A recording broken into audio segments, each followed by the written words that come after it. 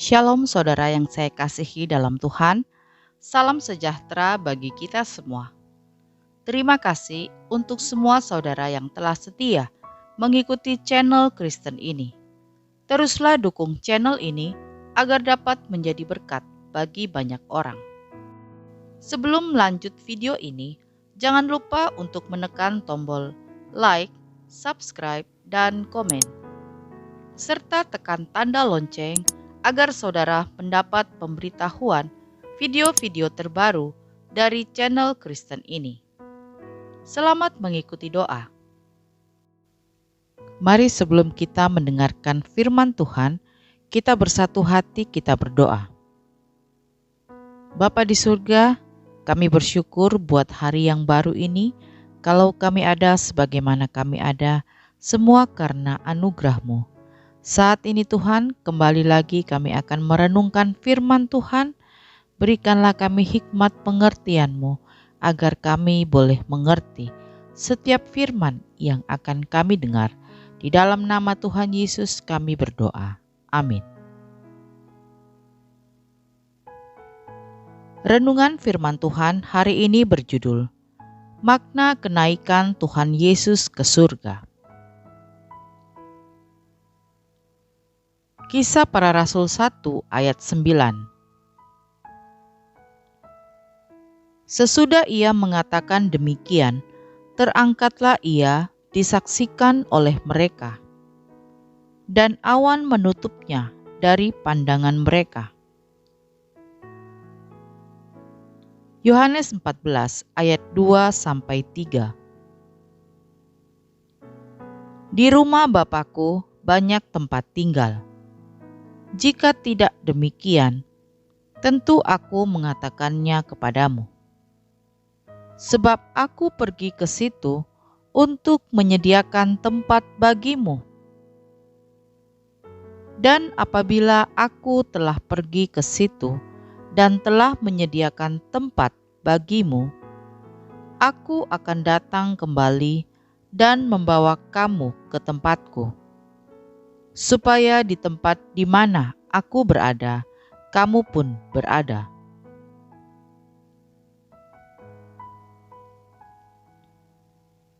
Bapak, Ibu, Saudara yang dikasihi Tuhan, ayat firman Tuhan ini mengungkapkan makna kenaikan Tuhan Yesus ke surga.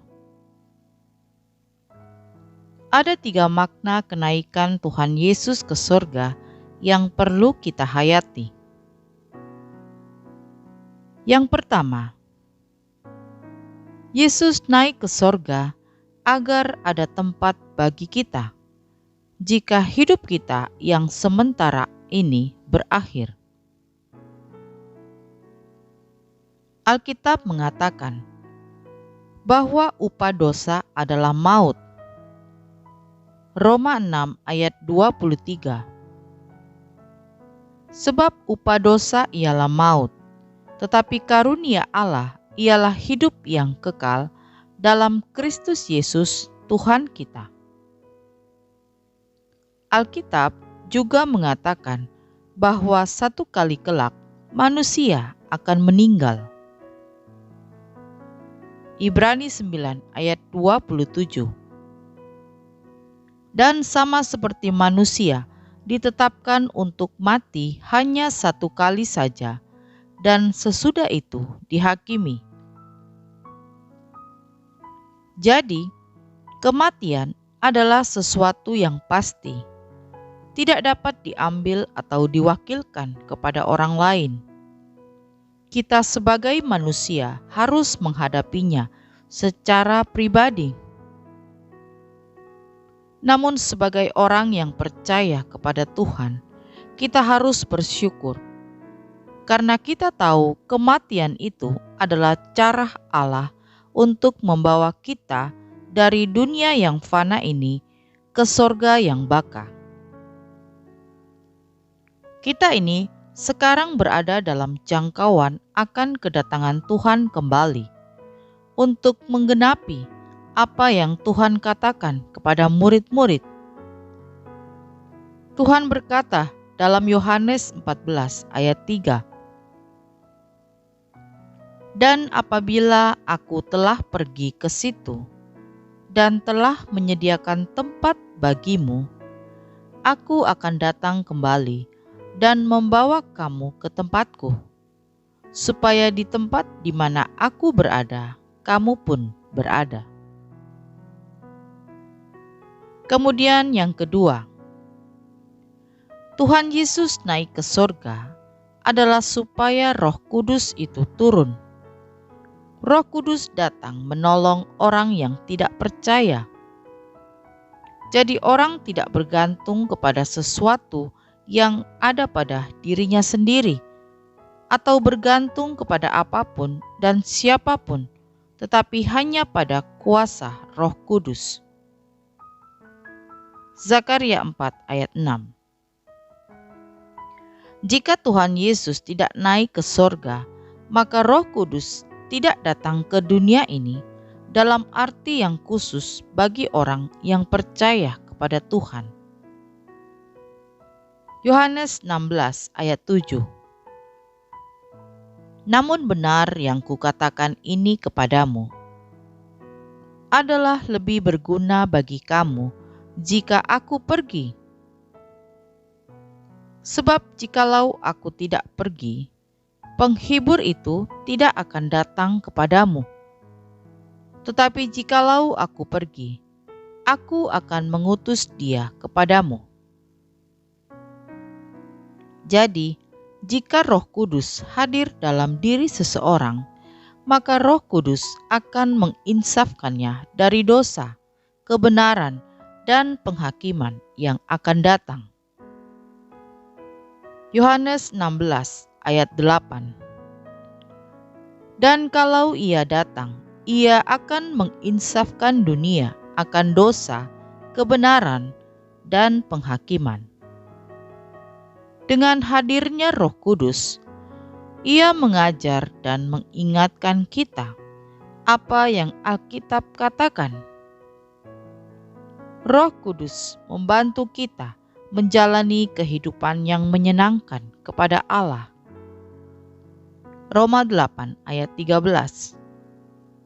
Sebab jika kamu hidup menurut daging, kamu akan mati. Tetapi jika oleh Roh kamu mematikan perbuatan-perbuatan tubuhmu, kamu akan hidup. Dan kemudian, Roh Kudus membantu kita memiliki pengharapan yang berlimpah-limpah. Roma 15 ayat 13 bagian B. Supaya oleh kekuatan Roh Kudus kamu berlimpah-limpah dalam pengharapan. Roh Kudus juga membantu kita menjadi saksi Kristus ke seluruh dunia. Kisah Rasul 1 ayat 8. Roh Kudus membantu kita dalam doa dan keluh kesah yang di hadapan Allah dan membawa kasih Allah secara merata di hati kita. Tanpa Roh Kudus, hidup kita seperti pelita tanpa minyak dan garam tanpa rasa asin, tidak berguna dan akan dibuang orang. Kemudian yang ketiga, Tuhan Yesus naik ke sorga adalah supaya ibadah semakin bermakna dan bersemangat. Jika Tuhan kita, Yesus Kristus, tidak naik ke sorga, ibadah kepada Tuhan akan menjadi terbatas waktu, tempat, dan suasana.